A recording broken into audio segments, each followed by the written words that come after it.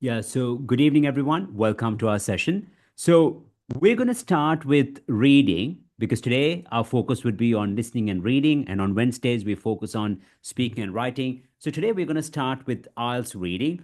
As you know, from one lesson, we can't learn how to approach all the question types. So, what I will do is I'll try to focus on uh, the common question types and also the subtypes, like, question types which are not the main ones, but these are like, the subtypes, and we need to know how to deal with them as well. Now, quickly going through Recording in IELTS reading. progress. Yeah. So going through IELTS reading, what you need to know is that we have, if you're taking academic IELTS, you have three passages, right? So we have the first passage, and as you can see here, and we might have questions like finding information from the paragraph, summary completion, then question with multiple options.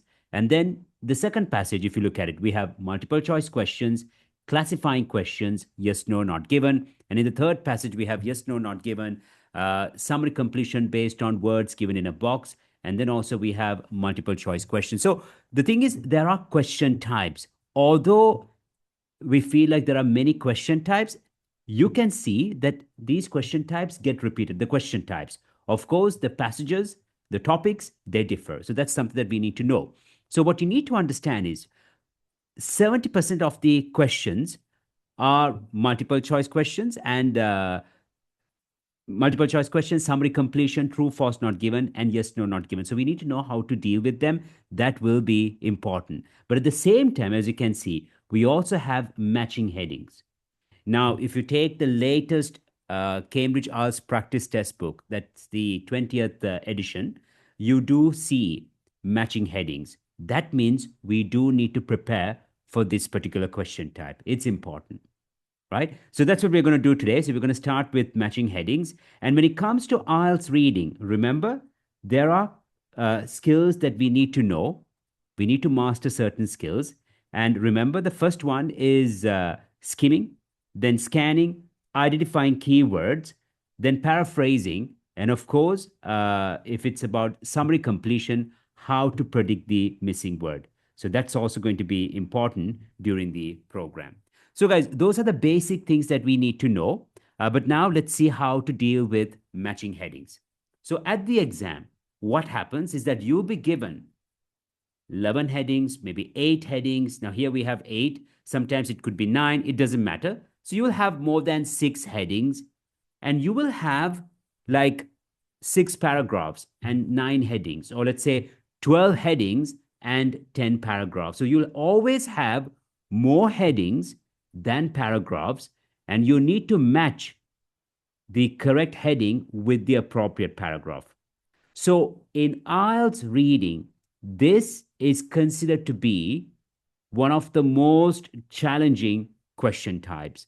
Now, I've been preparing for more than 11 years now, and I know that even those days, this used to be the most confusing, the most frustrating question type. On the other hand, if you understand the steps properly, then it should not be an issue. Okay, so let's see what we should do. So, step one, guys, we always focus on the paragraph. Now, some people say, okay, read every heading or read the paragraph very quickly. No, just focus on the paragraphs. Of course, read the main heading. Now, it says the Hollywood film industry. So focus on the paragraph, read the first heading, sorry, the first sentence and the last two sentences. I'm sorry, guys. So read the first sentence and the last two sentences of the paragraph. Then, based on the first and the last two sentences, try to make an assumption like what the paragraph is about. And then go through the list of headings and choose the heading that is closer to your assumption, closer to you, what you think, and then pay attention to keywords of that heading, and then look for synonyms and key phrases in the middle of the paragraph. Now, for example, guys, let's do it together. Look at A. It says, this chapter examines the golden age of the Hollywood film studio system and explores how a particular kind of filmmaking developed during this period in US film history. So, this chapter examines the golden age of the Hollywood film studio system and explores how a particular kind of filmmaking developed during this period in US film history. So as you can see, it's about studying the golden age, right? It's about the past and how it developed. They look at the last sentence or the last two sentences. So here it says it might, in fact, be intriguing to examine which changes occurred during the growth of the Hollywood studio and compare those changes to contemporary struggles in which production companies are trying to define and control emerging industries such as online film and interactive television. So, guys, don't you understand? They say that we are going to study the golden age, and it says like how a particular kind of filmmaking developed during this period in US film history. And the last sentence says it might in fact be intriguing to examine what changes occurred during the growth of the Hollywood studio and compare those changes to contemporary struggles in which production companies are trying to define and control emerging industries such as online film and interactive television. So this is going to be useful. They say it's going to be like intriguing, right? It's going to be more uh, interesting, so that way we can understand the impact that we are facing today based on what we study about the golden age, about the past. Now that's what the paragraph is about. That's my assumption. Now, based on that, guys, which heading is suitable? Now, there are 8 headings. Can you read every heading carefully and think about a heading that is suitable? Can you just make a guessing? And then we'll confirm it together. Which heading is suitable here? Now, number one says the power within each studio. Can't be that one. Now, we are saying it's about studying the golden age and how it's going to be useful with the modern industry.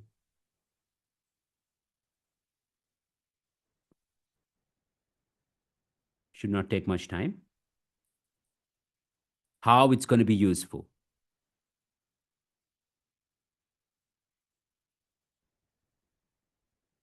Mhm. What about the rest?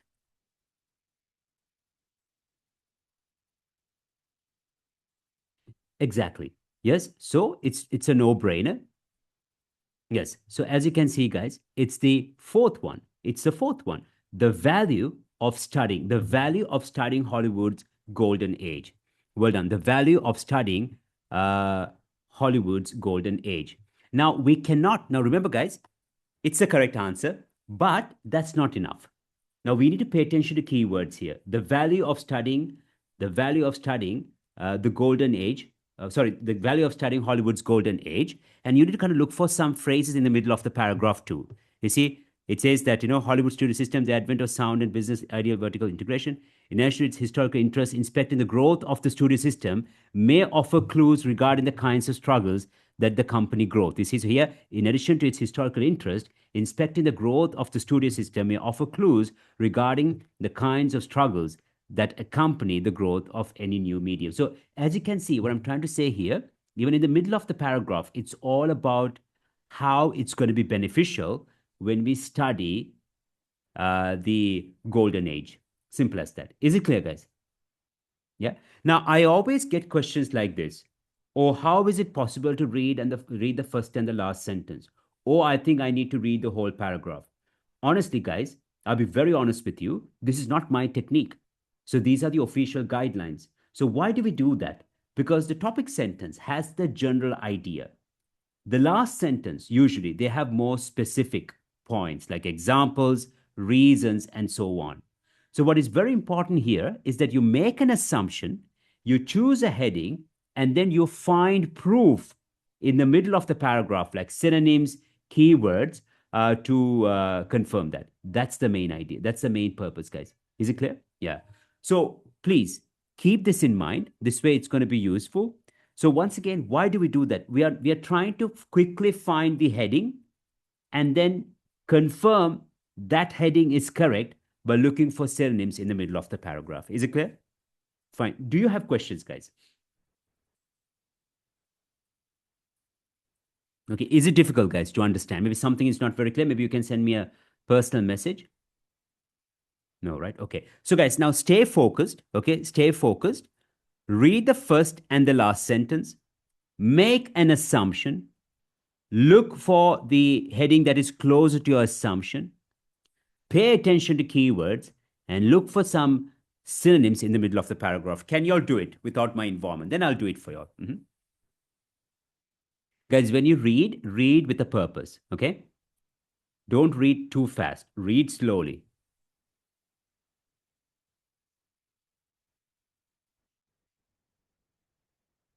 You can always read the last two sentences.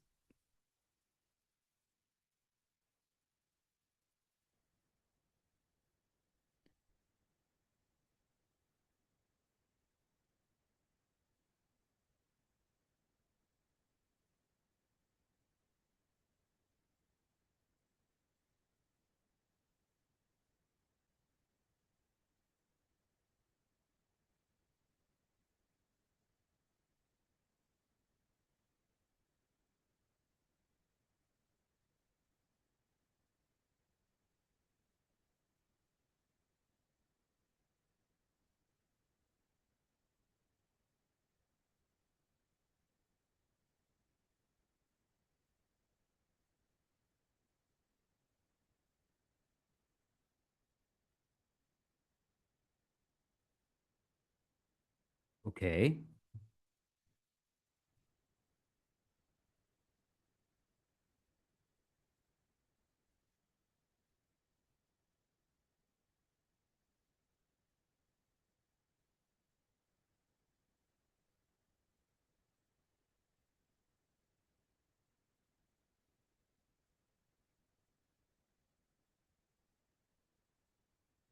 What do you think, guys? Which heading is suitable? Should not take that much time.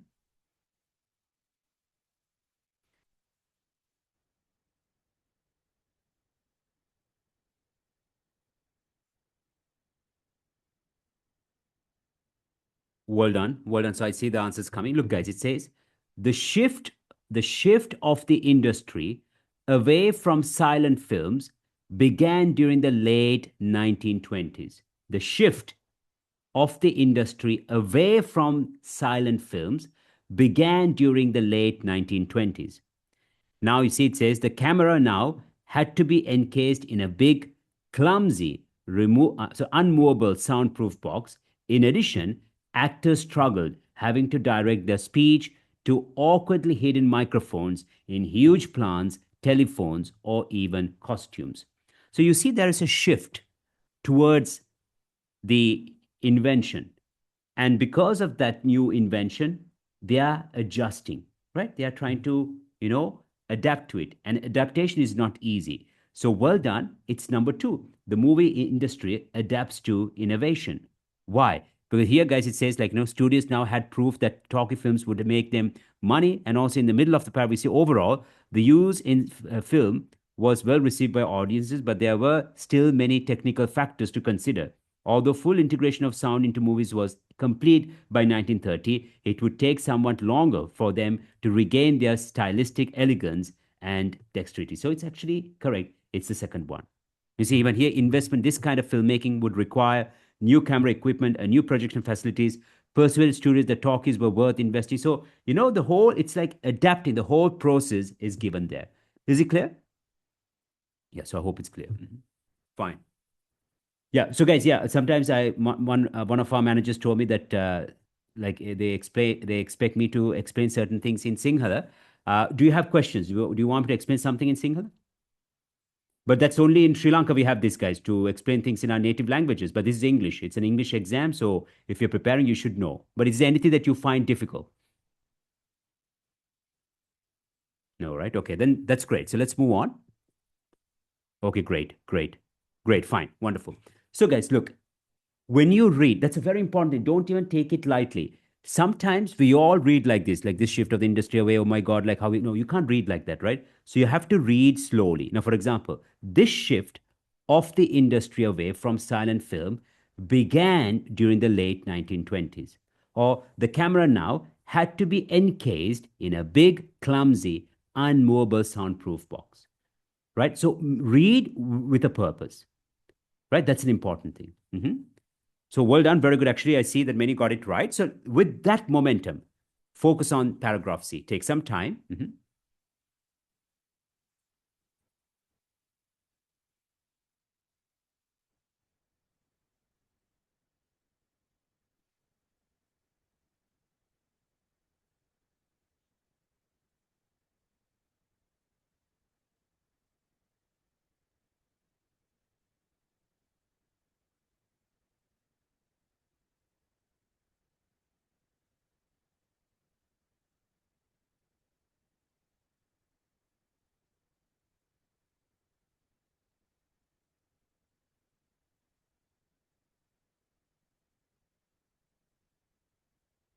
Some phrases you all need to know, like vertical integration, what it means.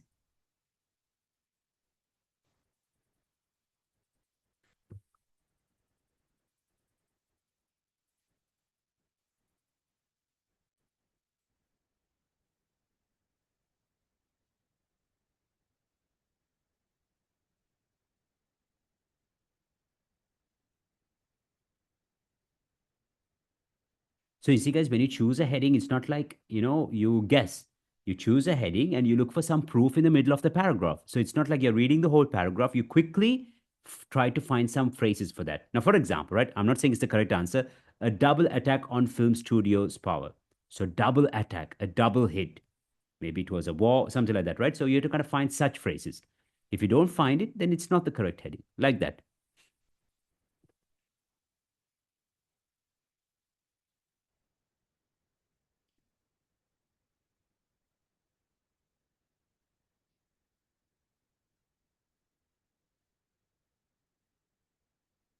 So here, yeah, it's a bit confusing. Now, I see we are having two options here. Number one, the power within each studio, gaining control of the industry. Okay, so let's try to understand that. The power within each studio. And the next one is gaining control of the industry. So, which one is correct? What do you think? Now, it says vertical integration is the other key component in the rise of the Hollywood studio system, right? So, for example, the little three studios, Universal, Columbia, and United Artists, also made pictures, but each lacked one of the crucial elements of vertical integration. Together, these eight companies operated as a mature oligopoly, essentially running the whole market. You see, so does this speak about now five studios, the big five, worked to achieve vertical integration through the late 1940s, owning vast real estate on which to construct elaborate sets. In addition, these studios set the exact terms. These studios. Now we are having number one, the power within each studio. Number seven, gaining control on the industry. What do you think, guys? So I see the answers coming. Mm-hmm.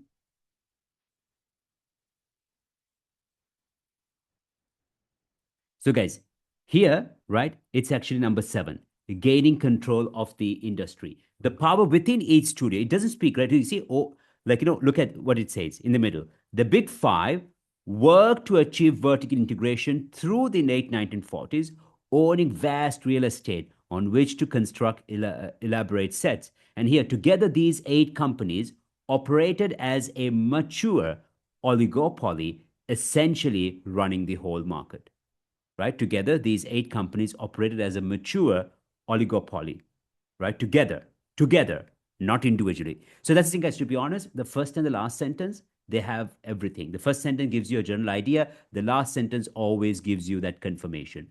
This is the exact Cambridge approach.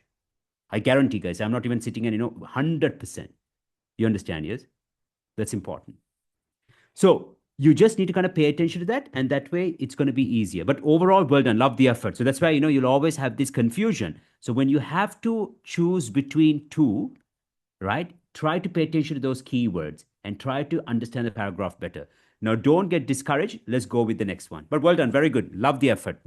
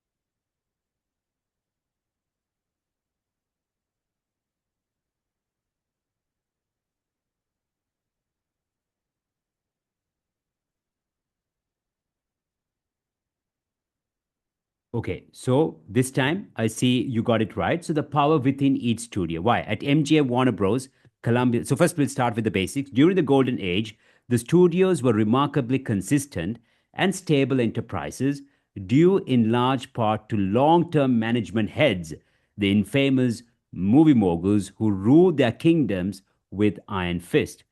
So, some have compared the Hollywood studio system to a factory, and it is useful to remember the studios were out to make money first and art second. You see, they were out to make money first, like Trump, and art second. Now, here, guys, if you are confused between one and five, now five, the fifth one, distinguishing themselves from the rest of the market, right? So rest of the market, how they stand out. No, here it does not mention anything about how they're trying to be unique or how they're trying to be different from others. Here it speaks about, you see, at MGM, Warner Bros., and Columbia, the same men ran their studios for decades. So, like, exploited to suit a studio's image and schedule. You see? And then it also says studio bosses could also force bad roles on actors and manipulate every single detail of stars' images with their mammoth in house publicity campaigns. So it's not about trying to stand out. So it's not the fifth heading, distinguishing themselves from the rest of the market. It's number one, the power. Now, guys, what happens is things become easier because we have already chosen four headings. We are left with the third heading, the fifth heading, the sixth, and the eighth, right? So we just need to focus on those headings. So, can you choose the correct heading for this paragraph?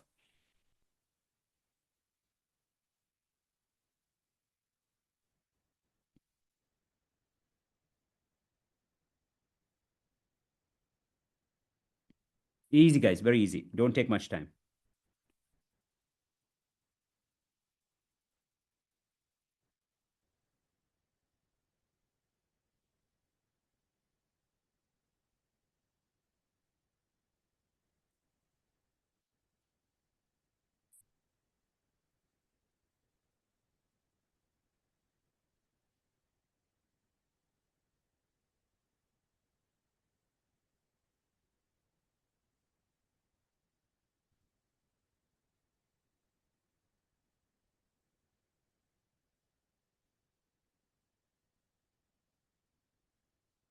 So it's clear, right? It says, on the other hand, studios also had to cultivate flexibility in addition to consistent factory output. And look at the last sentence. You see, 20th Century Fox forged the musical and a great deal of prestige biographies, while Universal specialized in classic horror movies, right? So definitely how they try to stand out. So it is the fifth one, distinguishing themselves from rest of the market. And also, you see, it says they also had to create product differentiation, right? How each production company tried to differentiate itself has led to loose characterizations of individual studios' styles. So it kind of covers that. Now you can ask, why can't I read the whole paragraph? It doesn't work like that, guys, because when you read the whole paragraph, you can't really understand the general idea and the specific idea. So that's why you first try to choose the heading and then you try to confirm it, maybe by even reading the whole paragraph, but try to first choose the heading. And to do that, we read the first and the last sentence. I hope it's clear. Now, let's move on to the next one. But well done. Very good.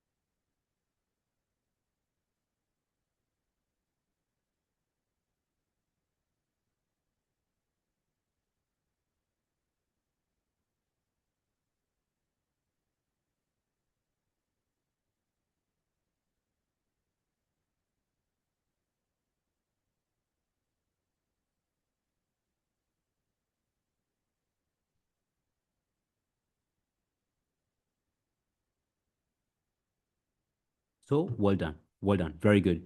So here, guys, it's the sixth one, right? A double attack, a double attack on film studios' power, right? In 1948, struggling independent movie producers and exhibitors finally triumphed in their battle against the big studios' monopolistic behavior, right? Hence, 1930 and 1948 are generally considered bookends to Hollywood's golden age, right? Hence, 1930 and 1948 are generally considered bookends to Hollywood's golden age. That means these two incidents made the Hollywood movie industry to kind of, fade away, right? So that's why, hence 1930 and 1948 are generally considered bookends of Hollywood's golden age. I'm sorry. Like, so these two incidents. So these are like two attacks. And as you can see, the studios were ordered to give up their theaters in what is commonly referred to divestiture and opening the market to smaller producers. And 1950 seriously compromised the studio system's influence and profits. So as you can see, the correct heading here is the sixth one. That's all. So basically, what happens is you just need to know how to deal with this. And we always stick to the basics. That means we don't try to complicate things. So, what is very important here is that we remember the steps, right? Now, on our platform, guys, so this week you need to do it for sure. It's going to be the third lesson, if I'm not mistaken.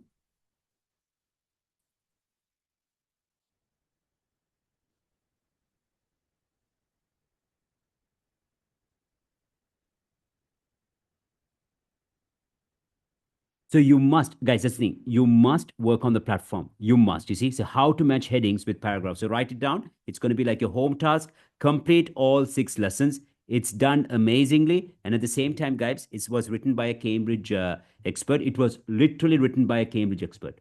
I swear by God.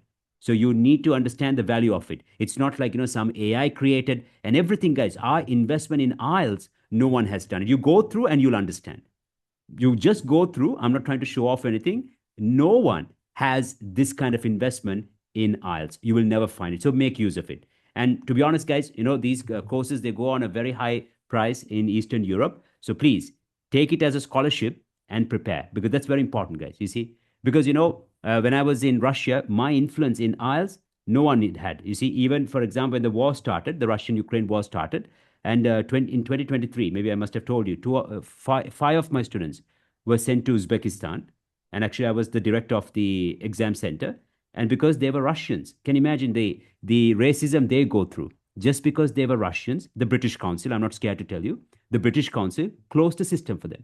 So they were at the exam in Uzbekistan in Tashkent. It also belonged to me. It's my exam center. And they trust me. They trusted me. They went to the exam center. And in the morning, I'm receiving a call Saturday morning saying that, Nash, we are not able to pass the exam. The system just shut us and we can't access it. Then I asked why, because it was like, because they were Russians. Then I can't tell you what I did, but I made sure that they will pass the exam, but in Russia. So we brought them back. We conducted the exam and I did it twice. Today, no one knows it. But I still say it because they were so ungrateful, how unprofessional they were. And when the Ukraine war started, actually, some of my students couldn't even have the certificates. So I work so hard, guys. You see, no one will do it. But I'm proud because I am who I am because of my. That's why even still I'm not involved in that project anymore. But I still, whenever it's necessary, I support those students. So just imagine those guys have to go to another country to pass the exam, and still there is a demand. But that's how Russians are. So we are blessed with so many things, guys. You see, sometimes when you look at the UAE, sorry, the Middle East war now, there is no such thing called one country is going to be great forever, guys.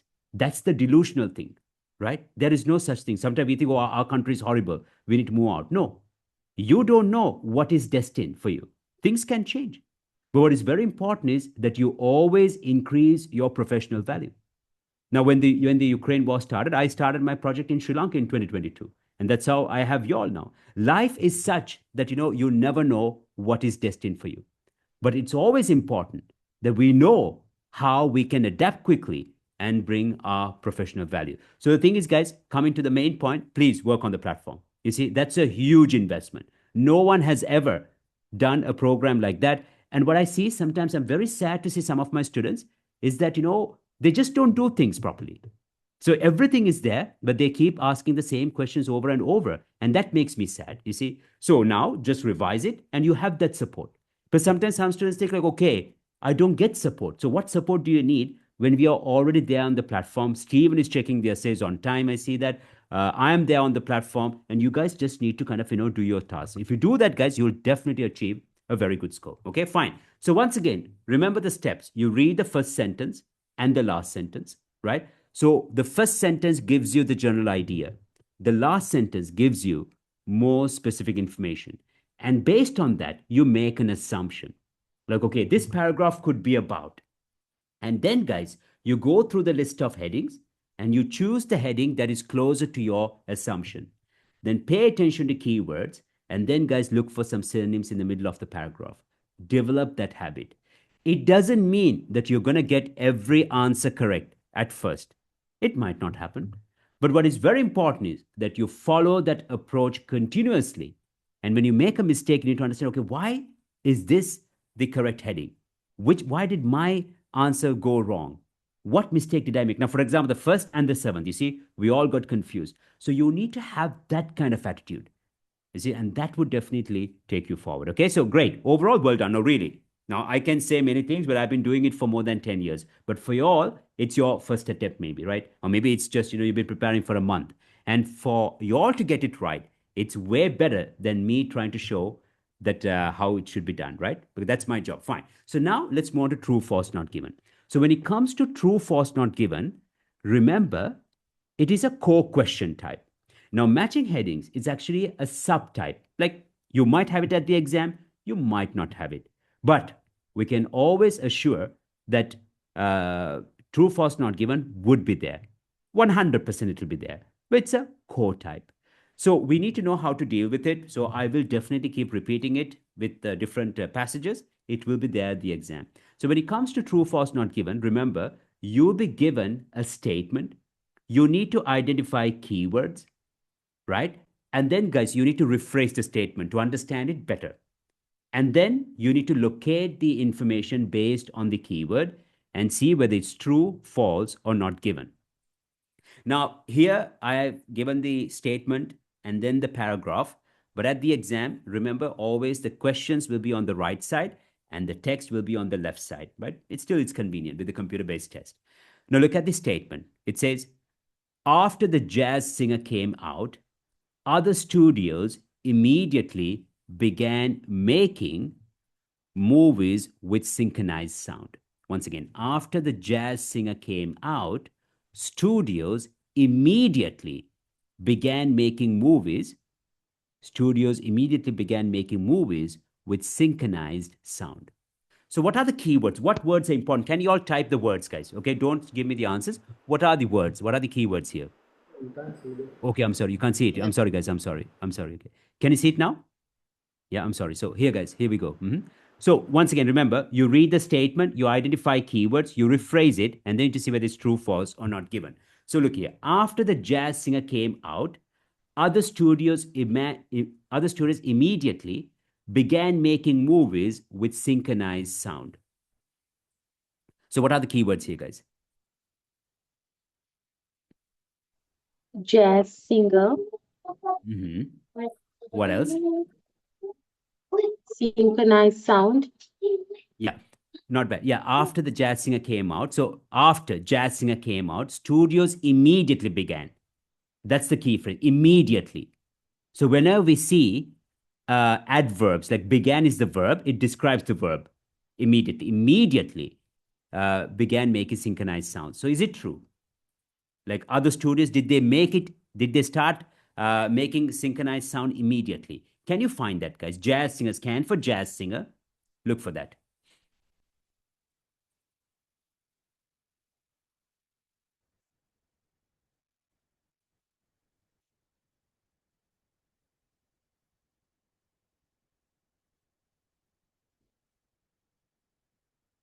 Yeah, Thilni, well done. Immediately, yes.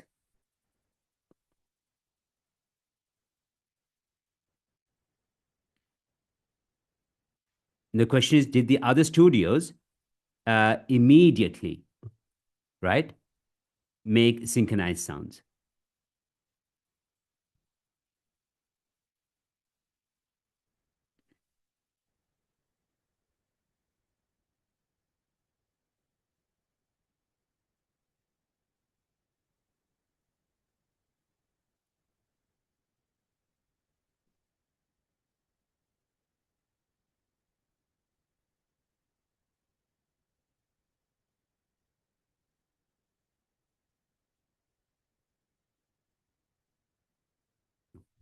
So, guys, for example, right? Uh, the shift to the industry away from silent film began during the Warner Brothers film. The Jazz Singer was the first to feature synchronized speech, and with it came a period of turmoil for the industry. Studios now had prove that talkies films would make them money, but the financial investment this kind of filmmaking would require, from new camera equipment to new projection facilities, made the studios hesitant to invest at first. In the end, the power of cinematic sound to both movie audiences and enhance the story persuaded studios that talkies were worth investing. Overall, the use of sound of film was well received by the audience, but there were still many technical factors to consider. But guys, the key word here, right, made the studios hesitant. So the correct answer is false. So those who mentioned false, well done. It's not given, guys, right?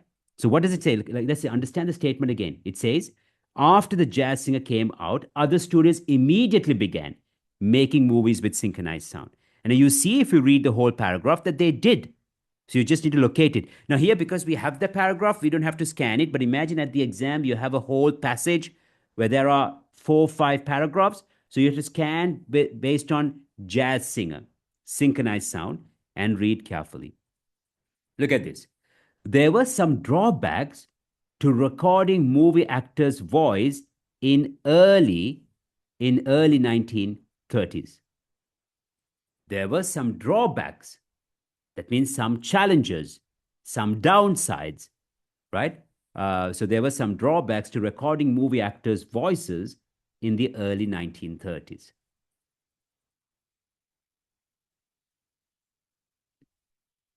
Scan for 1930s, guys. You see that. Just look for 1930s and read from there.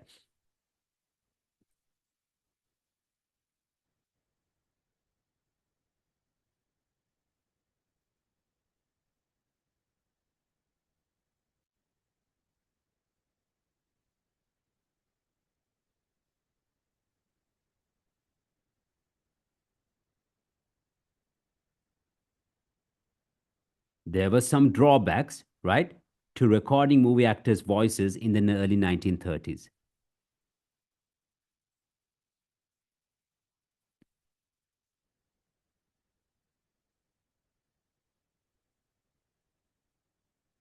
So yes, this time I think it's pretty clear. Well done. So it's a no-brainer. It's true. It's true, right? Why? By 1930, it would take somewhat longer for them to regain their stylistic elegance and dexterity, and the camera now had to be encased in a big, clumsy, unmovable soundproof box. In addition, actors struggled having to direct their speech to awkwardly hidden microphones in huge plants, telephones, or even costumes. Well done. Look at number 3. There was intense competition between actors for contracts with the leading studios. Always scan for the subject. The main word is actors, contracts, right? So there was intense competition between actors for contracts with the leading studios.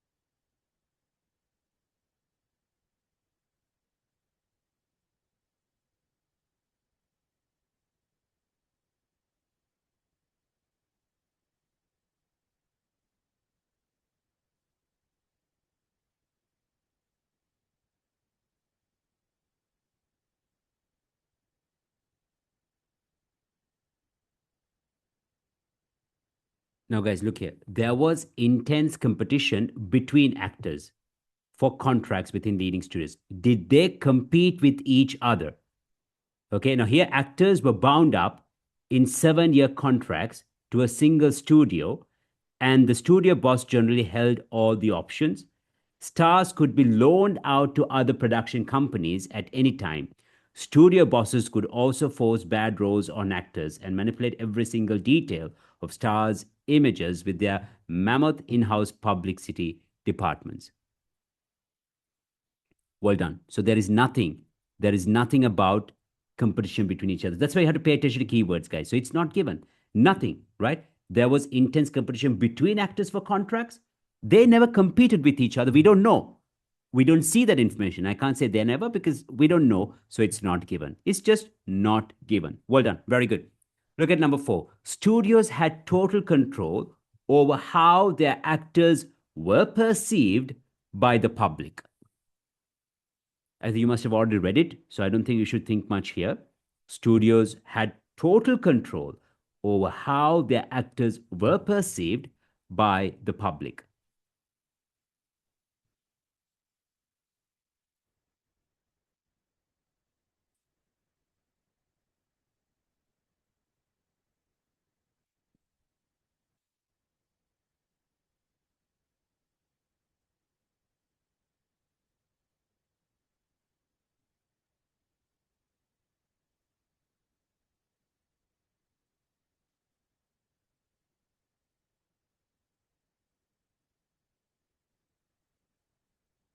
Well done. Well done. Very good. So now, yeah, well done, guys. Very good. Very good. Lovely. Right? So here it says, right, studio bosses could also force bad roles on actors and manipulate every single detail of stars' images with their mammoth in house publicity departments.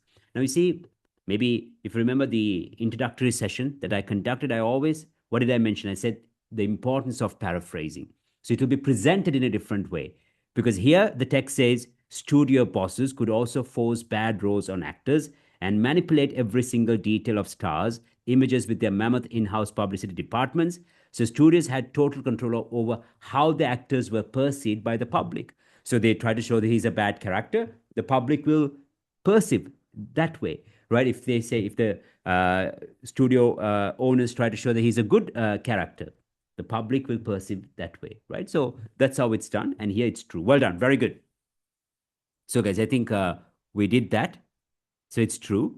And that's all. So, need to practice more. But overall, we will do a bit more today. But just need to kind of, think about it. I mean, just need to stick to the basics. So, as you can see, in this particular question type with this passage, we had like the third and the fourth in almost in the same paragraph. So basically, we dealt with this particular passage about the Hollywood film industry without reading the whole passage. You guys didn't even see the whole passage. Now, that's the real way of dealing with IELTS reading.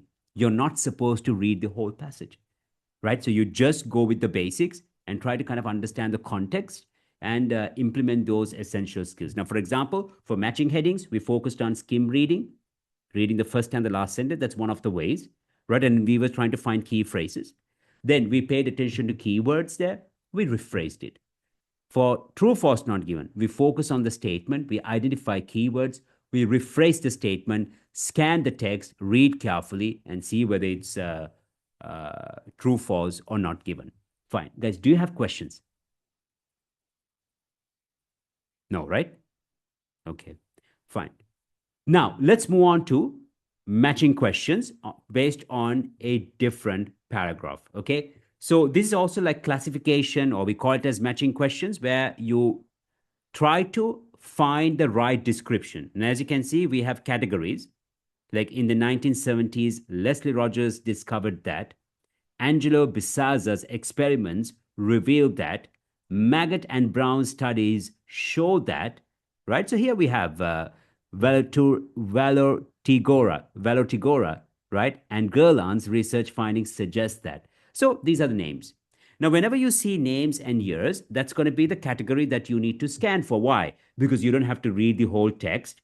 You just need to scan. Then, guys, you need to match with these descriptions. Now, it's about lateralization is more common in some species than in others. It benefits a population if some members have a different lateralization than the majority. Lateralization helps animals do two things at the same time. Lateralization is not confined to human beings. The greater an animal's lateralization, the better it is at problem solving. Strong lateralization may sometimes put groups of animals in danger. Okay, so just understand the context. So here, guys, what is important is you scan, you look for this information, and then you read carefully and then match with the description. Okay. Now look at the first one. It says in 1970s, Leslie Rogers discovered that. Where can you find this? Can you just scan quickly and type quickly? Is it A, B, or C? Where is it mentioned? Where can you find 1970s Leslie Rogers? Where is it?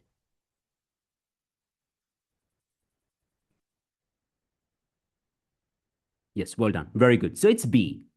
It's B. Absolutely. Absolutely. Yes, it's B. Right? It's B. Well done. Very good. Now, guys, read that carefully. Mhm. You might have to read the whole paragraph to get an idea here. Uh-huh.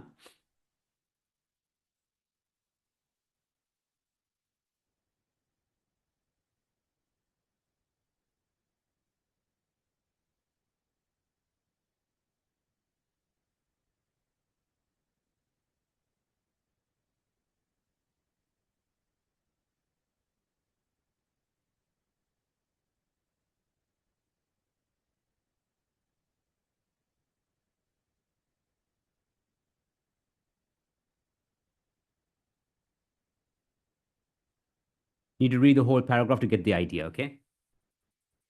And always remember the first sentence, read slowly, and then try to get yourself immersed.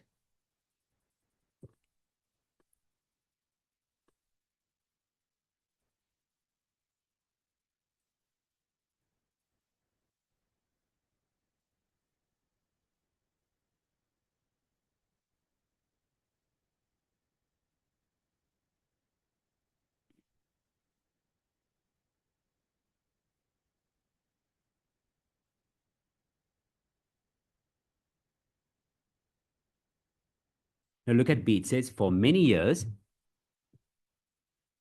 So, guys, the answer coming.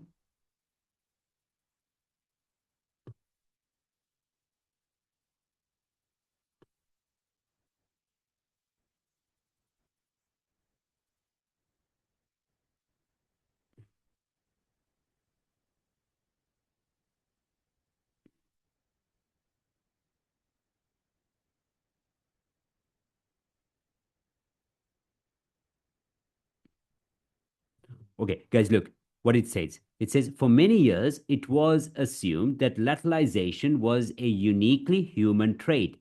But this notion rapidly fell apart as researchers started uncovering evidence of lateralization in all sorts of animals. For example, in the 90s, see guys, for many years, it was assumed that lateralization was a uniquely human trait.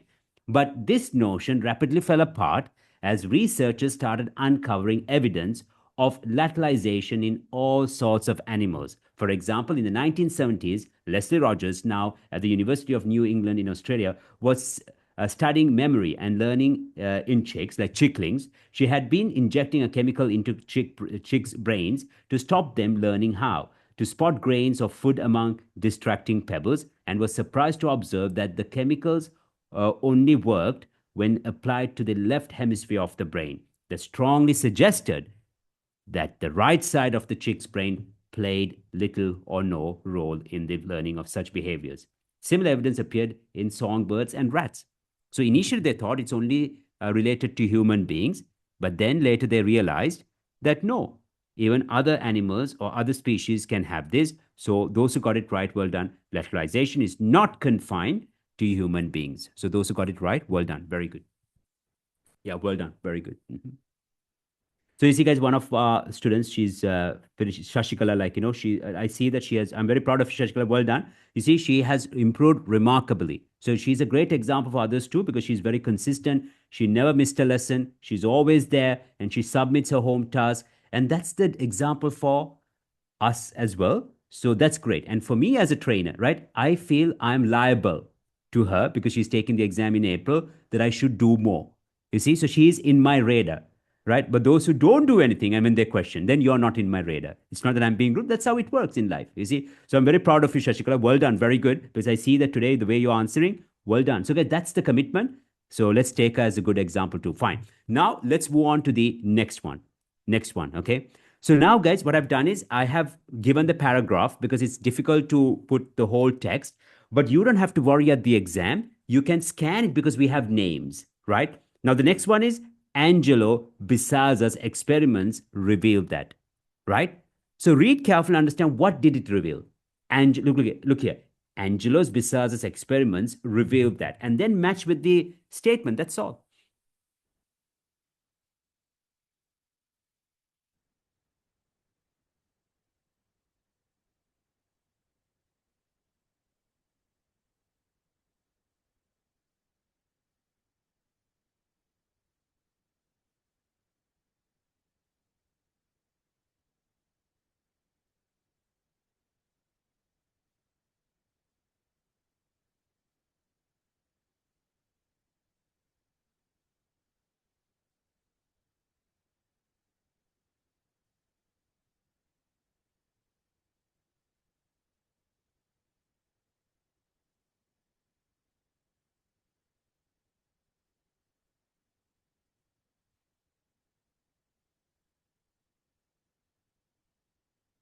So read carefully, guys, right? So similar results probably hold true for many other animals. Doesn't matter. In 2006, Angela Bisazza at the University of Padua set out to observe the differences in feeding behavior between strongly lateralized and weakly lateralized fish.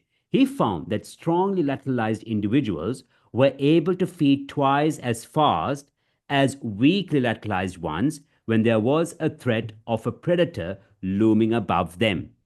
So, assigning different jobs to different brain halves may be especially advantageous for animals such as birds or fish whose eyes are placed on the sides of their heads. You see, assigning two different jobs to different brain halves may be especially advantageous for animals such as birds and fish whose eyes are placed on the sides of their heads. This enables them to process input from each side separately with different tasks in mind.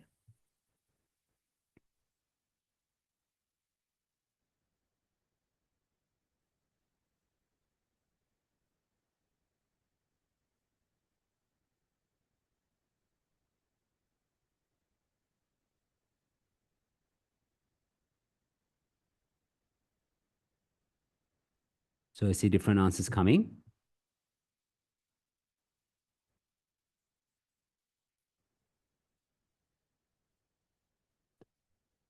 Okay, so here, guys, well done. Very good, right? So he found the strong lateralized individuals were able to feed twice as fast as weak lateralized ones when there was a threat of predator looming above them. Assigning different jobs to different brain halves may be specially advantageous for animals such as birds or fish whose eyes are placed on the sides of their heads. You see, so lateralization helps animals do two things at the same time. So this enables them to process input from each side separately with different tasks in mind. Well done. Very good. Look at the next one. Okay, so now we are moving on to Maggot and Brown studies show that.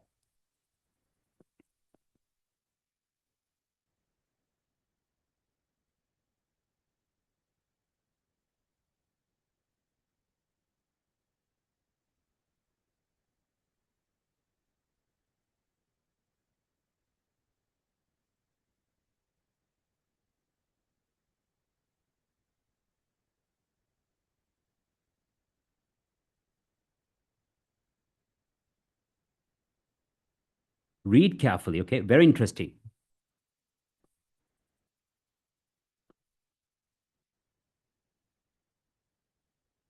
Now, lateralization, guys, like, for example, are you a righty or a lefty? Now, I'm right-handed, right? So I'm strong in my right hand. Now, if you take Sangakkara, he's a left-handed batsman. That means he's lateralized from the left side, right? So something like that. So it's lateralization, like, whether you're a righty or a lefty. Understand it like that. It's like, which hemisphere is more dominant to the side, right? So it's different, but yeah.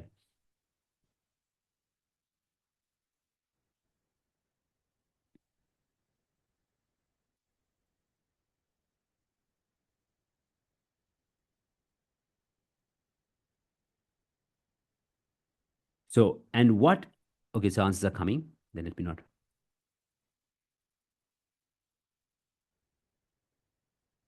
Well done. Very good. So here, guys, it's E, right? And what of those animals who favor a specific side for almost all tasks? In 2009, Maria Maggot and Callum Brown at Macquarie University in Australia want to see if there was general cognitive advantage in lateralization. The results showed that the parrots with the strongest foot preferences worked out the puzzle far more quickly than the ambidextrous peers. Now, of course, you should read the whole paragraph. I did mention that, but I'm just underlining the key phrases. So if you had gone through the whole paragraph properly, right? So the correct answer here is E. Well done. Very good. Now let's move on to the next one. It's about Valor Tigora and Gerlanda's research.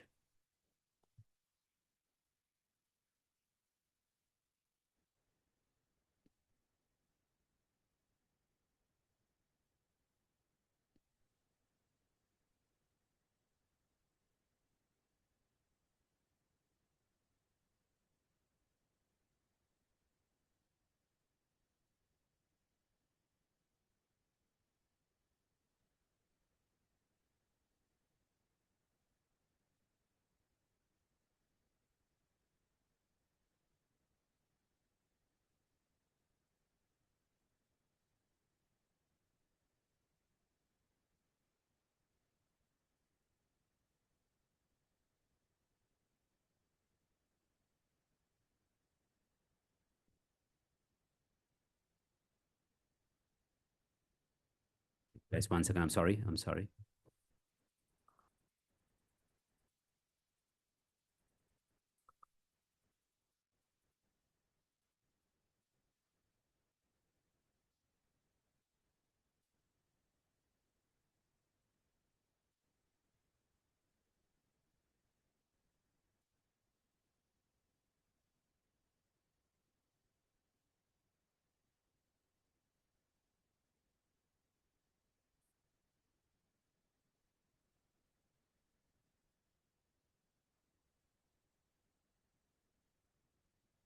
Okay, so I see the answers.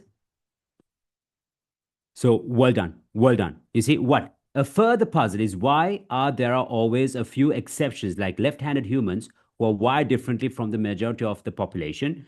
So these two people from Stockholm University seem to have found the answer via mathematical models. These have shown that a group of fish is likely to survive a shark attack with the fewest casualties if the majority turn together in one direction, while a very small proportion of the group escape in the direction that the predator is not expecting. You see, so it benefits a population if some members have a different lateralization than the majority, a different lateralization than the majority. So well done. Very good. Very good. Lovely. So, guys, while you're preparing, because I see that some of you all have already taken the exam and you're here, you joined the program. So, what I want to say is that you have to read on a daily basis. So, for example, you can read some news, but not the news that we have around the world today, right? That's a bit depressing. So, read some articles or something related to technology, something that you love. Maybe it's about fashion, traveling, right? Maybe if you really enjoy traveling, maybe you can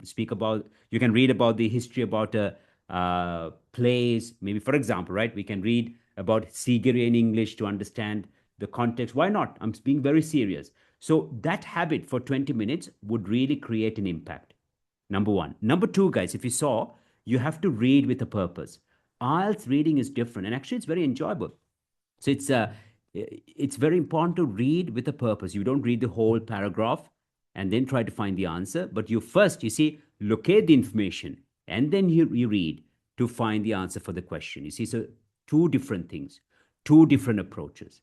I hope it's clear, right? So well done, guys. Very good. So overall, you should be very happy because we are dealing with exam questions, right? So we are not kind of, beating around the bush. We are just really focusing on exam questions and we are just getting the answers correct. So what is very important is that, the consistency. That's the most important thing. Now, guys, I'm going to move on to a bit of general reading too, just to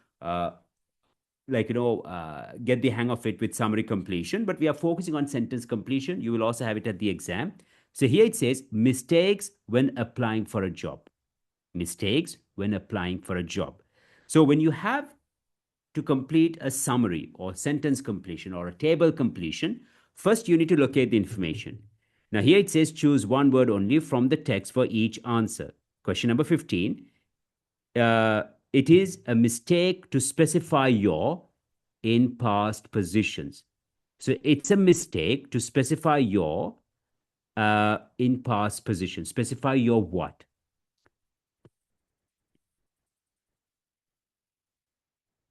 So read carefully.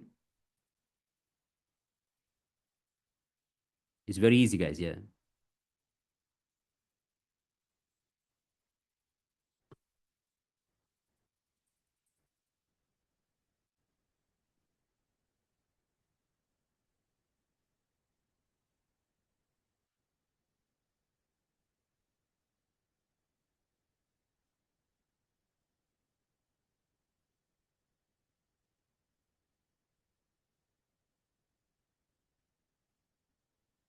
Well done. Well done. Very good. Very good. Very good. So you see, well done. You got the hang of it. See, duties, right? Duties. Right here it says the biggest problem is perhaps listing the duties for which you were responsible in the past, in a past position. I'm saying in a past position. So here, specify. See, here the biggest problem is perhaps listing the duties for which you were responsible in a past position. You see, so it's clear.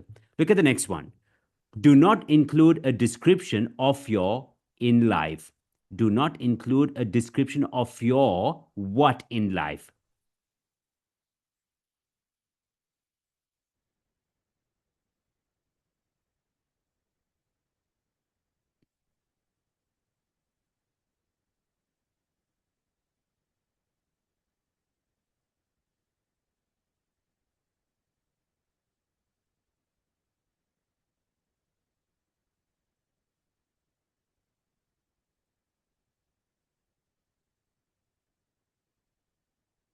Just read further.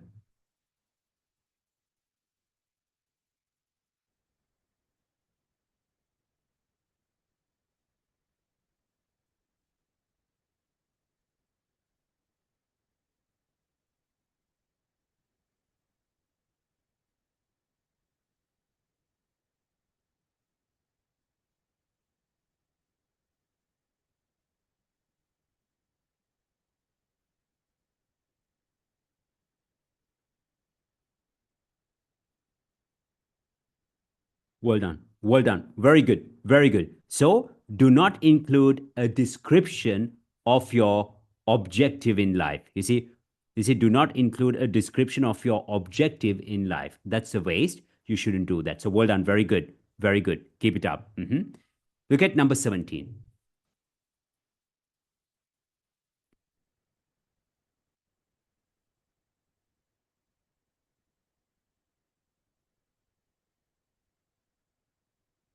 Now, include soft skills such as an ability to successfully.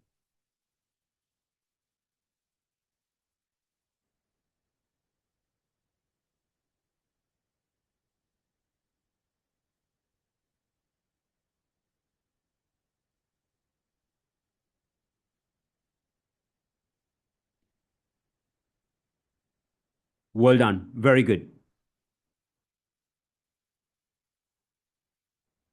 So you see, it's negotiate successfully. Now look at the paraphrase, right? Soft skills, however, your ability to negotiate effectively, for example, can be just as important as your technical skills, right? So to negotiate successfully. Guys, well done. Very good. Excellent, actually. Lovely. Lovely. Okay. Look at question number 18. Think hard about the position so you can ensure that the information in your application is. Think hard about the position so you can ensure that the information in your application is.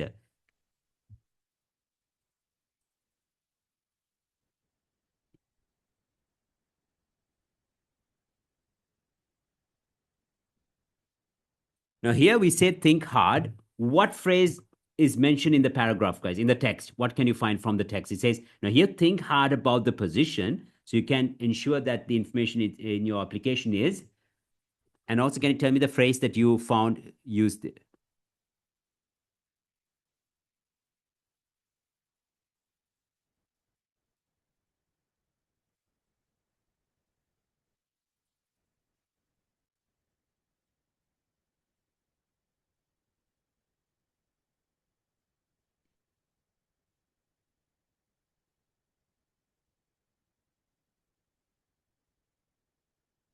Well done. Very good. Carefully consider, right? So that's why it says many resumes list hard job specific. So all information you give, I'm sorry, all information you give should be relevant. So carefully consider the job for which you are applying, right? So here, think hard about the position so you can ensure that the information in your application is relevant. Well done. Very good. Last one. Last one, guys. Not the last, till we are going. Okay. No, relevant is done. Okay, this one. Make the between your abilities and the job you're applying for clear.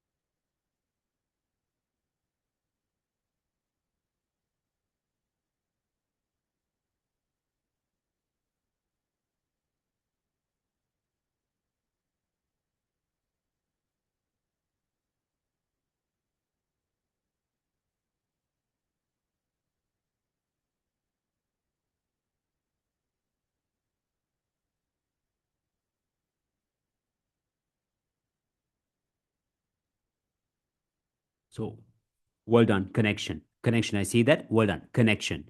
Connection is the answer. Well done. Very good. So, well done. Very good. Okay. Last one, guys. Last one. And that's it.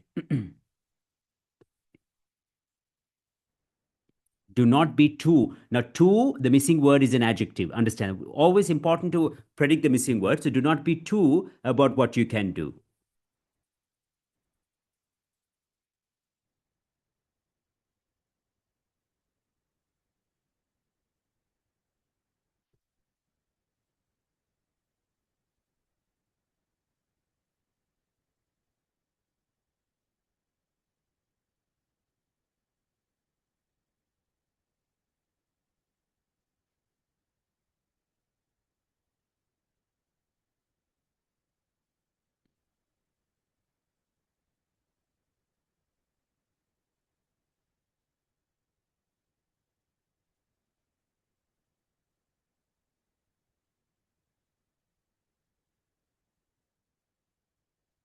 Well done. Well done. So the correct answer here, guys, is modest. Okay. Well done. Very good. So you see, we covered a lot. We covered a lot. So we focused on matching headings. We focused on true, false, not given, and we focused on how to complete sentences. So it's your job, guys, also to kind of focus on the platform.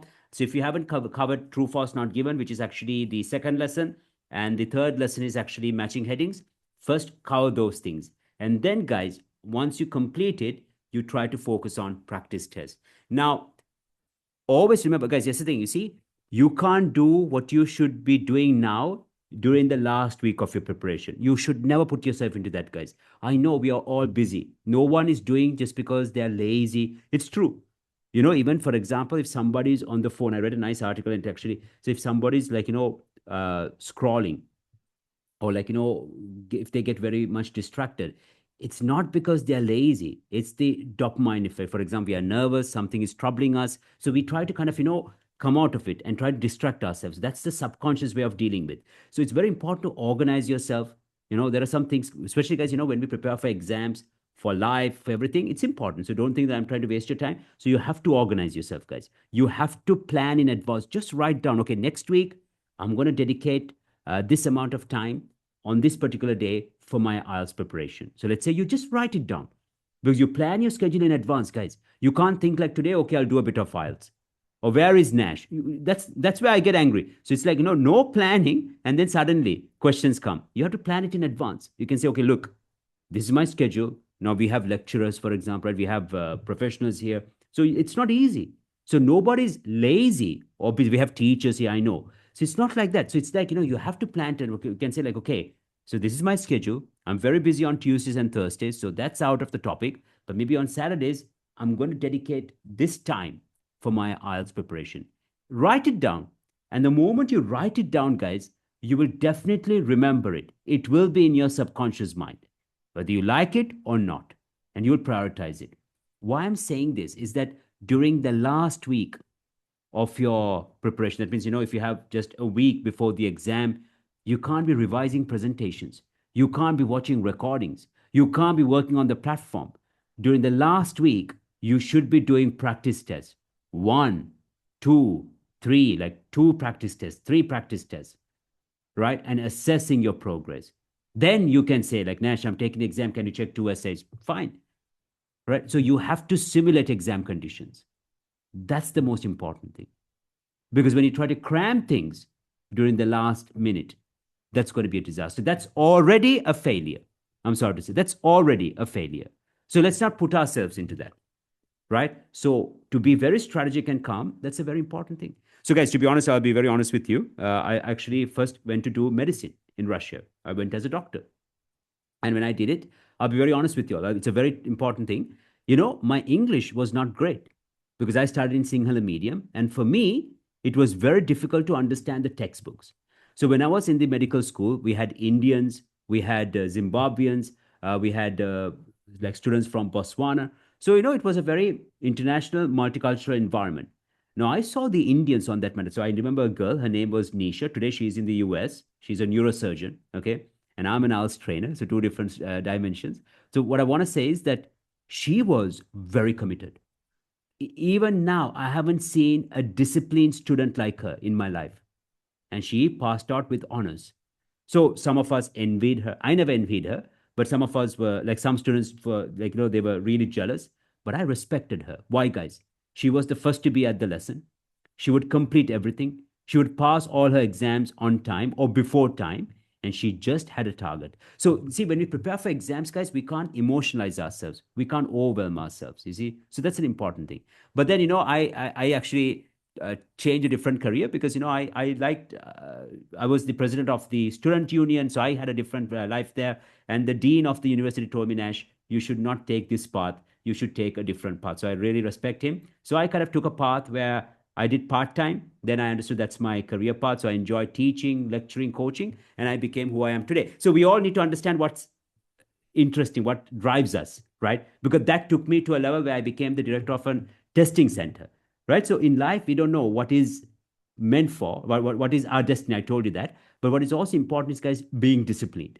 So discipline is an important thing. So when we prepare for exams, right? When we come up with excuses, we need to really understand, is it a valid excuse, right? Are we really serious about it, right? Or are we trying to find excuses to to avoid taking the responsibility? So that's an important thing as well, guys. So keep in mind, because why I'm saying this is like, you all are intelligent people, right? I see good responses.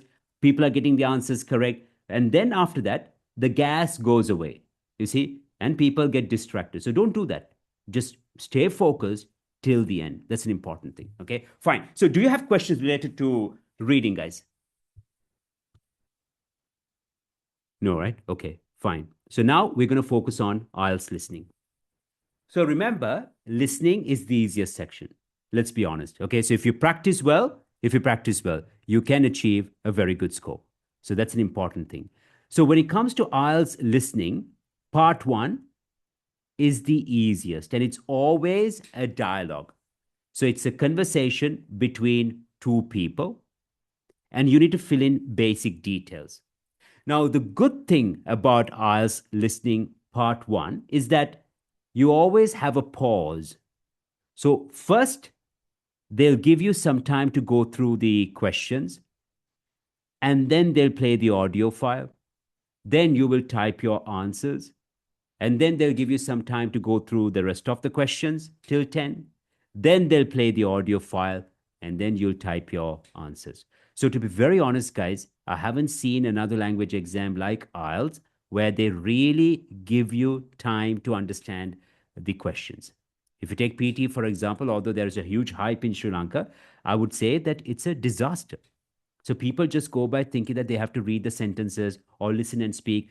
I'm not being rude, but we really need to be very accurate with our pronunciation. We're dealing with AI, so we can't mispronounce words. right? That's an important thing. But here, guys, if you look at all the question types, you just need to follow a strategy. That's important. So coming to part one, you need to understand what information is missing. And at the same time, what kind of word is missing. Now, for example, read the instruction carefully. It says, write no more than one word and or a number for each answer. Write no more than one word and or a number for each answer. Hostel accommodation in Darwin. Name, price per person, comments, and reviews. Right? So, example, top end backpackers. Price per person, $19. Comments and reviews. It says parking available, staff are, nice pool, air conditioning is too. Now, staff are. So, what word is missing? Is it a noun, an adjective, an adverb, or a verb? Staff are. Can you guess, guys? Now, staff we usually consider to be a plural noun. That's why we say staff are. Like he is, staff are. Well done. Well done. Very good. Very good. Very good. It's an adjective. An adjective is missing, right? Staff are friendly. Staff are, yeah, well done. So amazing person. Staff are amazing. You see? So well done. Very good. And also, guys, remember, you see, we don't say staff is. Staff are. Okay. Now, Gumtree Lodge. As you can see, we have the dollar sign. So it's about the price. Now, what is very important is that when you listen, whenever we have to deal with figures, they might confuse us. So they might say that, well, I think last year it was $20. Now they have increased it by $3. So I think it's going to be $23. So maybe they'll always have these numbers, many numbers trying to confuse us. So we need to be attentive to that. Okay. So that's important. Next one. Good quiet location, pool and garden. So it's about the comments and reviews in the dormitories. So what is missing here? Noun, verb, adjectives, or is it an adjective or an adverb? I'm sorry.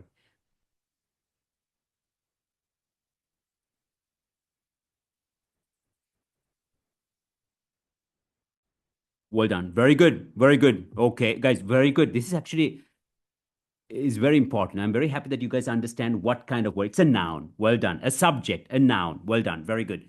Kangaroo Lodge, $22. Downtown location. Reception at the lodge is always open. No lockers in the rooms. They are very clean. Seems to be a every night.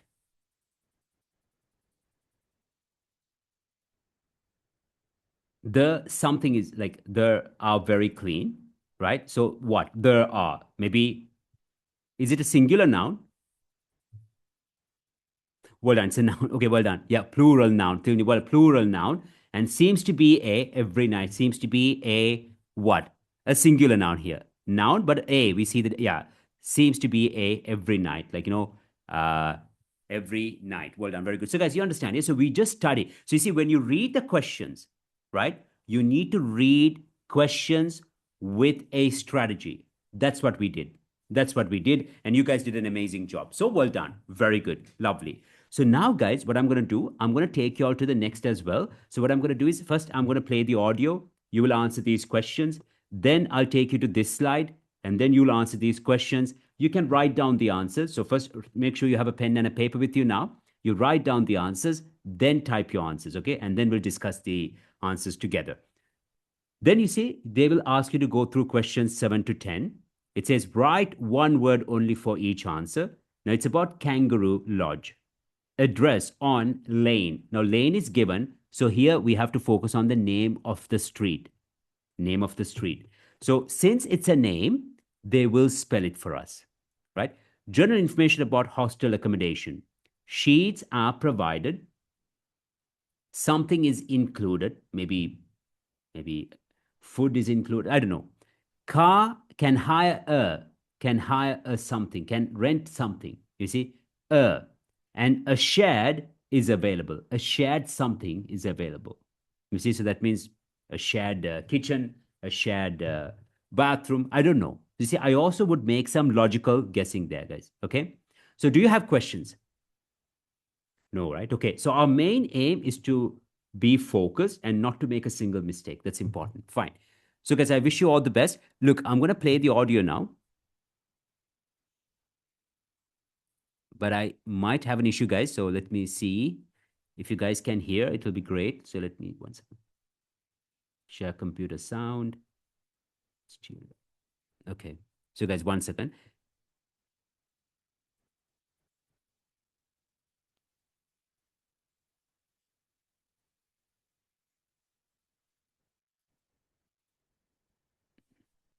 So, guys, can you hear the audio? Yes or no? No, right? No, sir. No. Okay. Okay, great. Fine. So, guys, then can you take a screenshot of the question? Okay. Can you please take a screenshot? I'm so sorry. Then I'll play the audio. Can you just take a screenshot? Yeah.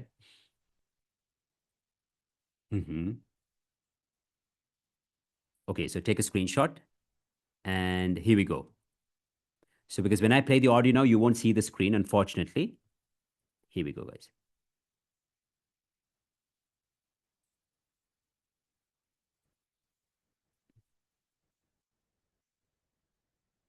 Recording 63. You will hear a telephone conversation between two friends called Julie and Nick about cheap accommodation in the city of Darwin, Australia. First, you have some time to look at questions 1 to 6.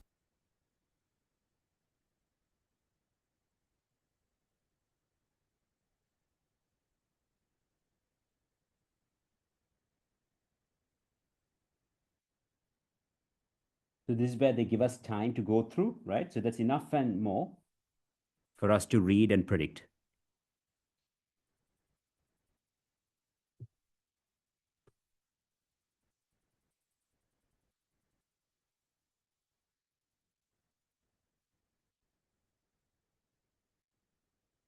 Hi, Nick, it's Julie.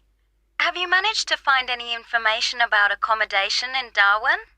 Hi, I was just going to call you. I found some on the internet. There are quite a few hostels for backpackers there. The first possibility I found was a hostel called Top End Backpackers. Okay. It's pretty cheap. You can get a bed in a dormitory for $19 per person.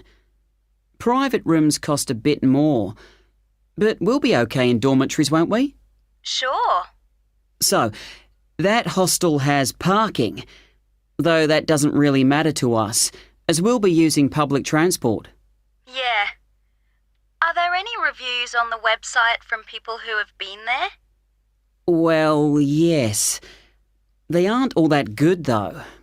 Some people said they didn't like the staff. They had an unfriendly attitude. That's quite unusual in a hostel. Usually all the staff are really welcoming. That's what I thought. People said they liked the pool and the fact that the rooms had air conditioning. But the problem with that was that it was very noisy, so they were kept awake.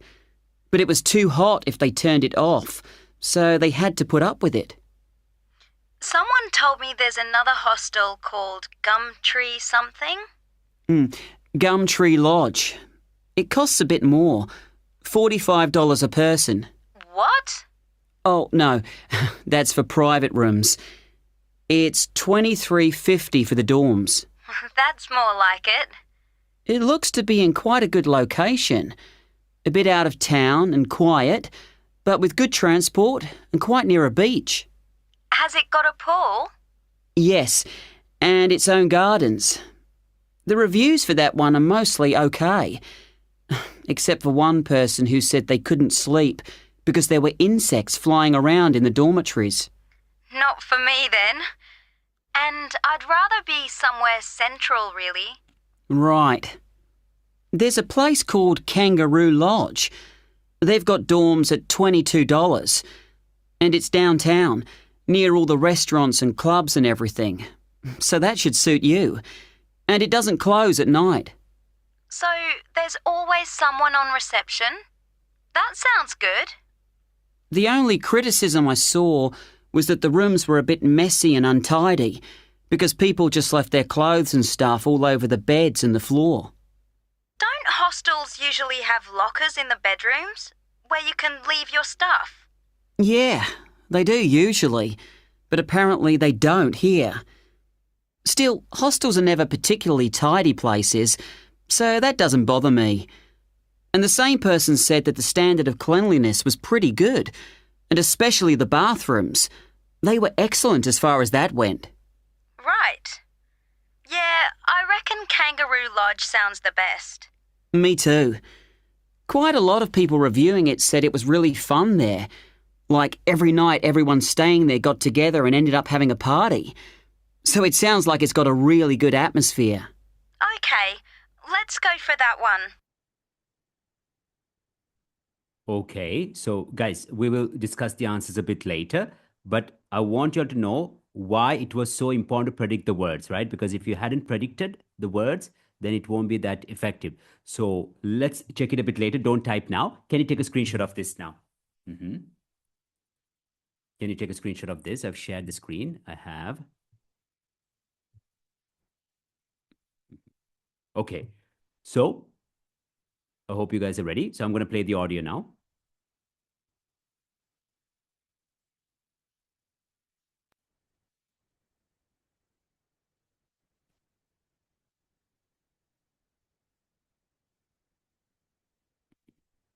Recording 63. A bit out of town, and a place called Kangaroo Lodge over the beds, and they were excellent. They got together and... Okay, now guys. Before you hear the rest of the conversation, you will have some time to look at the questions 7 to 10.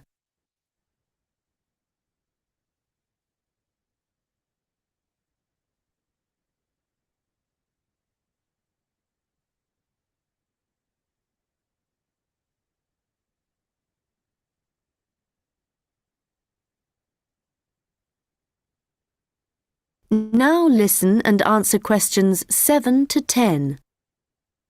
Did you get the address of Kangaroo Lodge? Yes, it's on Shadforth Lane. Can you spell that? Shadforth.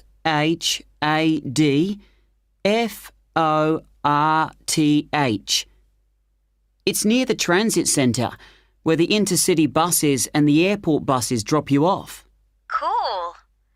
I'm really looking forward to this. I've never stayed in a hostel before. Do they provide bed linen, sheets and things? Yeah. And you can usually either bring your own towel or hire one there, but they don't usually provide those for free. Okay. And what happens about meals? Well, you don't have to pay extra for breakfast. It varies a lot in different places, but generally it's okay. And there's usually a cafe where you can buy a snack or a hot meal for lunch. But actually, if you're really travelling on the cheap, usually for every 5 or 6 rooms, there's a kitchen where you can knock up a snack. And that saves a lot of money. Great. Right. Well, shall I go ahead and book that?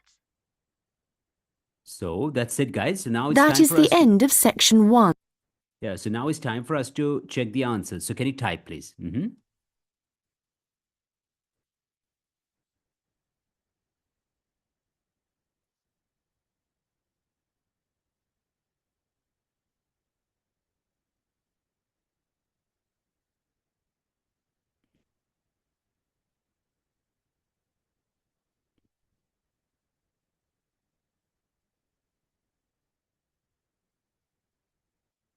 Okay, well done. So guys, let's check.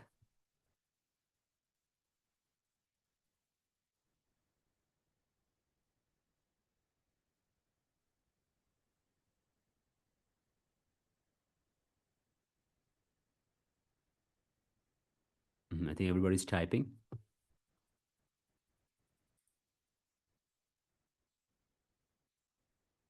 Now you see, now we have to pay attention to the instruction, right? So here it says no more than one word and or a number, right? One word. So that's important. But well done. Okay, so guys, question number 1. unfriendly, noisy, right? So air conditioning is too noisy. You see, that's the thing. We need to understand. That's why I asked you. Staff are this. Yeah, he said like they have an unfriendly attitude. Attitude is a noun. We wanted the adjective, so that's why staff are unfriendly. Staff are unfriendly. That would be the correct answer. So that's important, guys, to predict the right word. But overall, well done. So unfriendly, noisy, 2350, insects, bathroom, well, very good. Party, right? So bathrooms, the bathrooms are very clean. So it can't be bathrooms, right? But well done, very good, very good. Those who got it right. And then, guys, here we have Shadforth. You see, now when we spell names, we also chunk, we break it. You see, she said he said, I'm sorry, Shadforth.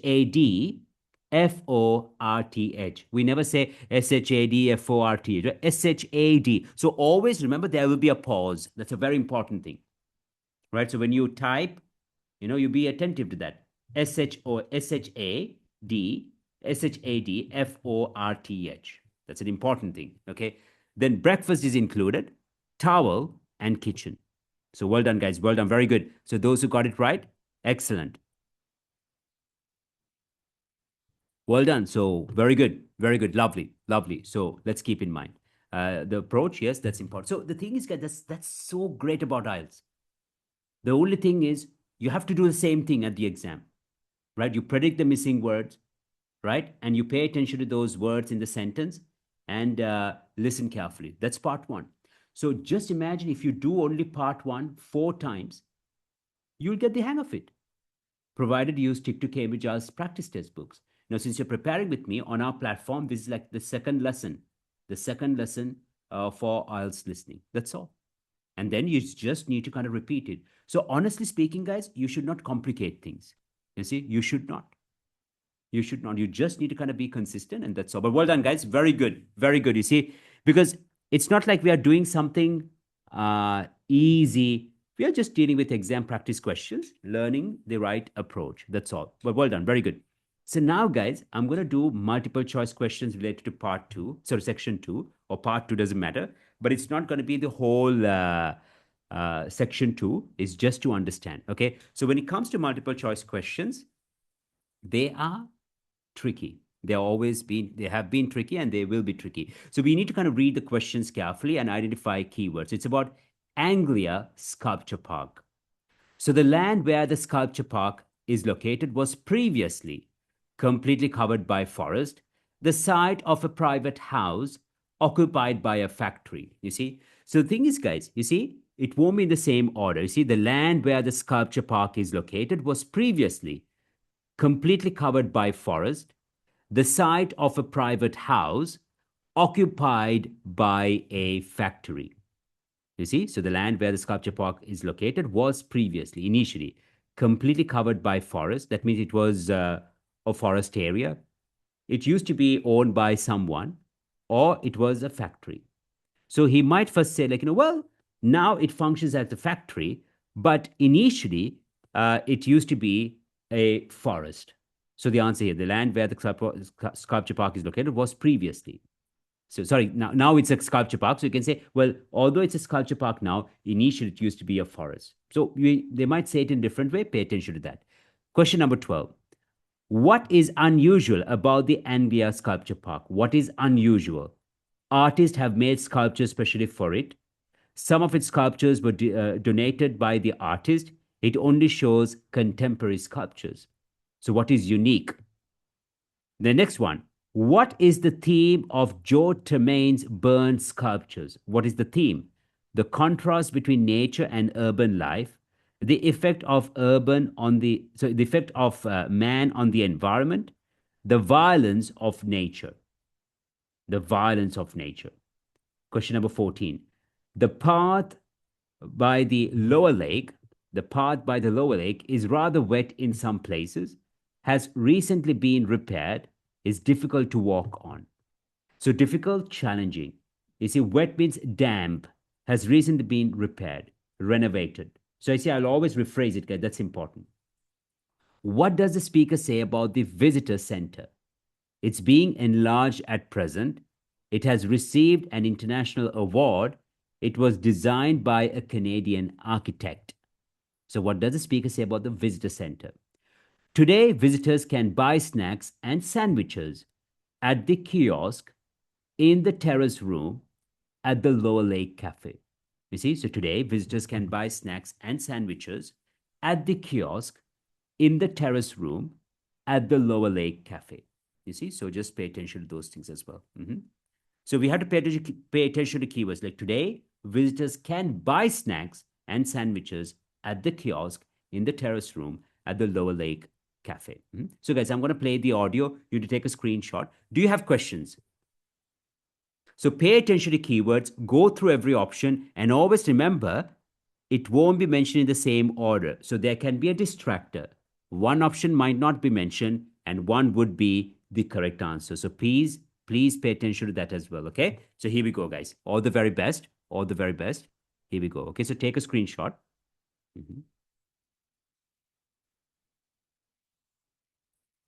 Here we go.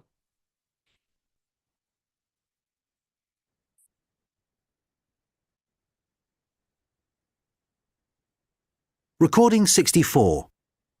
You will hear a guide at an outdoor sculpture park talking to a group of visitors. First, you have some time to look at questions 11 to 16.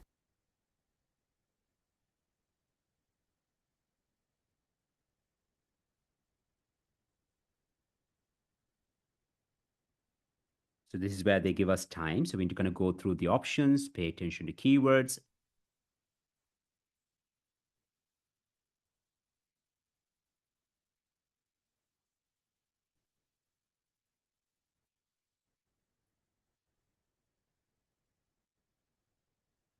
Hello everyone and welcome to the Anglia Sculpture Park.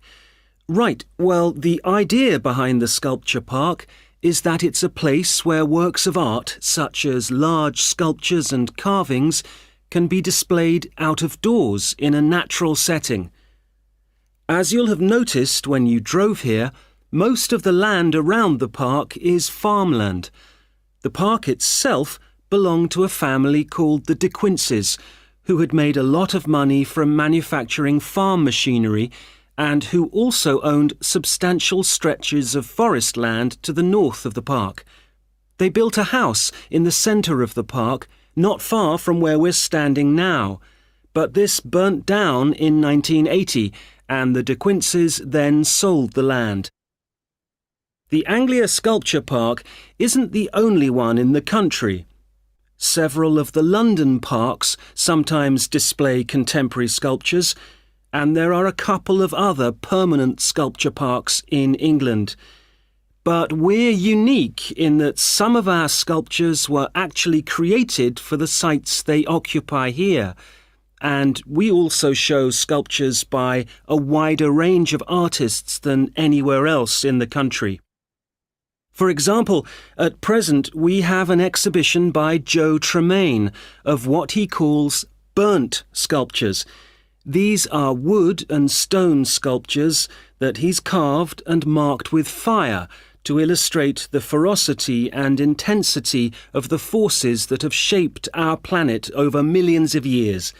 They look really dramatic in this rural setting. To see some of the sculptures, you'll need to follow the path alongside the lower lake. We had to renovate this after the lake overflowed its banks a couple of months ago and flooded the area. The water level's back to normal now, and you shouldn't have any trouble. The path's very level underfoot. You should be back at the visitor centre at about 4 o'clock. If you have time, it's worth taking a look at the centre itself. It's not possible to go upstairs at present, as builders are working there adding another floor, but the rest's well worth seeing. The architect was Guy King.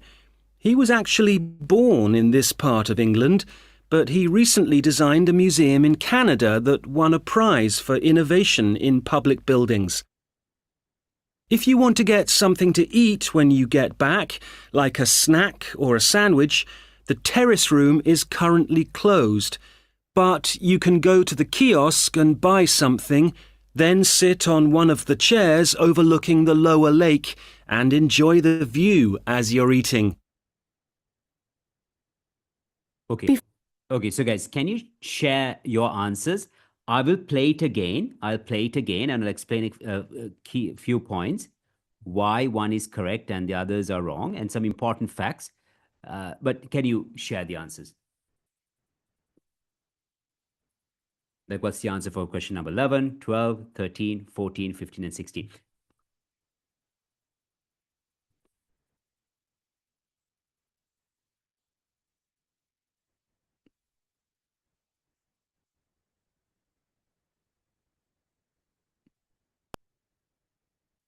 Mm-hmm.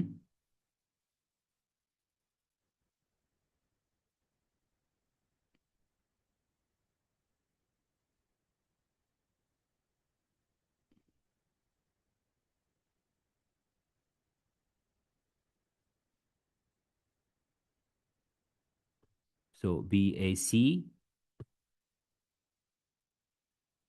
Sachini, well done. Shashikala, well done. Kushila, yes, well done. Thusipan.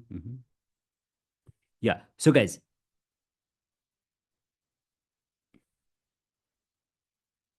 okay. Overall, well done. Overall, well done. Okay. So the thing is, what is very important here is that I'm going to play. So here are the answers, guys. Here are the answers. So you see, it's BAC, BAA, BAC, BAA. So can you take a screenshot of the answers and I'll discuss one by one. Let's listen to again. Let's listen to the audio. It's not about getting all the answers correct now. We are here to learn, right? We are here to learn, so don't worry. So we'll work on it now, guys, okay? So just give me a second. I'm going to play the audio one by one and I'll explain why these are the correct answers, okay? And there were distractors. That's why we have to be careful with task 2, monologue, multiple choice questions. And the same goes for task 3. Recording 64. You will hear a guide at an outdoor sculpture park talking. Anglia Sculpture. Hello everyone and welcome to the Anglia Sculpture Park. Right, well, the idea behind the sculpture park is that it's a place where works of art, such as large sculptures and carvings, can be displayed out of doors in a natural setting. As you'll have noticed when you drove here, most of the land around the park is farmland.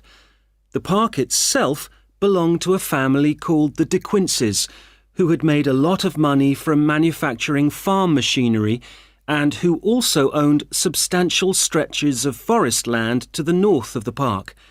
They built a house in the centre of the park. So guys, it's understood, right? So it's B. It's B, no doubt in that. That's why you had to pay attention to keywords. The land where the sculpture park is located was previously, right, the site of a private house. So, north side, it also had a stretch of forest.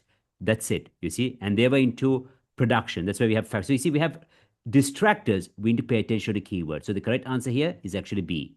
Not far from where we're standing now. But this burnt down in 1980, and the De Quinces then sold the land.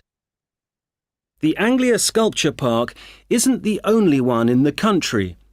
Several of the London parks sometimes display contemporary sculptures, and there are a couple of other permanent sculpture parks in England. But we're unique in that some of our sculptures were actually created for the sites they occupy here, and we also show sculptures by a wider range of artists than anywhere else in the country. For example, at present we have an exhibition by Joe Tremaine of... So you see guys, here the correct answer is A, right? Because we have like sculptures especially for the site that is occupied, right? That's what he says. And you see, first he says it about contemporary sculptures. Like other sculpture parks also have contemporary sculptures. So the point here is that quite often students get lost because they think about finding the correct answer, but they also need to pay attention to all three options, you see. because the speaker can mention something about C, then move on to B and then A, or C, A, B. So you have to kind of, sway between all these options. We call, like, jumping here. So you have to be attentive to that, because one is the correct answer, one is a distractor, one might not be mentioned at all. So yeah, well done. Of what he calls burnt sculptures. These are wood and stone sculptures that he's carved and marked with fire to illustrate the ferocity and intensity of the forces that have shaped our planet over millions of years. They look really dramatic in this rural setting. So guys, it's C, right? So what is the theme? It demonstrates what? So it's violence, ferocity. So we just need to kind of pay attention. Paraphrasing, that's an important thing as well. That is an important thing. So, okay. So let's move on to the next one. To see some of the sculptures, you'll need to follow the path alongside the lower lake. We had to renovate this after the lake overflowed its banks a couple of months ago and flooded the area. The water level's back to normal now, and you shouldn't have any trouble. The path's very level underfoot. So you see, renovated, repaired, paraphrasing about the lower lake, right? So it's not wet. It's not the third option. So here it's correct. You should be back at the visitor centre at about 4 o'clock. If you have time, it's worth taking a look at the centre itself. It's not possible to go upstairs at present, as builders are working there adding another floor. But the rest's well worth seeing. So adding another floor, that means it's being enlarged, so it's A. The architect was Guy King. He was actually born in this part of England, but he recently designed a museum in Canada that won a prize for innovation in public buildings. If you want to get something to eat when you get back, like a snack or a sandwich, the terrace room is currently closed. But you can go to the kiosk and buy something, then sit on one of the chairs overlooking the lower lake and enjoy the view as you're eating. So guys, you see, first he mentions about the terrace room, which is closed. So you can buy it from the kiosk and, go down and enjoy watching the lower lake. So it's like A is the correct answer. But the point I'm trying to mention here is that, you need to understand that the speaker can mention something about any option here, but not in the same order too. So once you understand those 2 points, you'll be able to deal with IELTS listening, and especially with multiple choice questions, and it should not be an issue at all. Fine. So guys, remember, when it comes to IELTS listening, I keep saying this, those 3 skills that you need to master. Number 1, identifying keywords, right? That's important. Number 2, you need to pay attention to distractors. Now, you see, we had so many distractors, both for part 1 and for part 2. Number 3, guys, the most important skill in IELTS, we saw that for listening and reading, paraphrasing, right? And number 4, predicting the missing word or the missing information. Now, that was important for part 1. You see, the questions are created based on these principles. And once you understand this, you can definitely achieve a very good score. You see, so that's an important thing. So that's why, guys, for example, I don't know, even for my Eastern European project, we are now recruiting new teachers. And it's not that I try to show that I know, but I just want teachers to know those principles. If they know those principles, then they are going to prepare students. If they don't know those principles, then how can they prepare students? You see, so that's a big question. So it's very important, guys. You all watch the recording. The recording will be shared tomorrow. So if you have some time to take down your own notes. That's another thing I forgot to tell you. So guys, please, you see, with every question type, you need to take down your notes. Like, okay, how to deal with multiple choice questions, part 2. How to deal with multiple choice questions, part 3. How to deal with part 1, filling information. Part 4, summary completion. We'll do that. So you need to have that. Now that, guys, the night before the exam or a week before your exam, to go through your own notes that you took down, wrote down on your own, would have a huge value, because your subconscious mind will appreciate it more than, you're trying to cram everything during your last week of your preparation. So that's not going to be that effective, guys. So please keep that in mind. Do you guys have questions? No, right? Okay. So guys, we are working our way towards a high score. So I'm pretty sure you guys will get it the way you guys are performing. So just stay focused. That's all. Fine, guys. So that's it for today. I'll be seeing you all soon. Yes, if you guys have questions, let me know, guys. Okay. So take care. Good night, guys. Thank you very much. Good night. See you. Bye.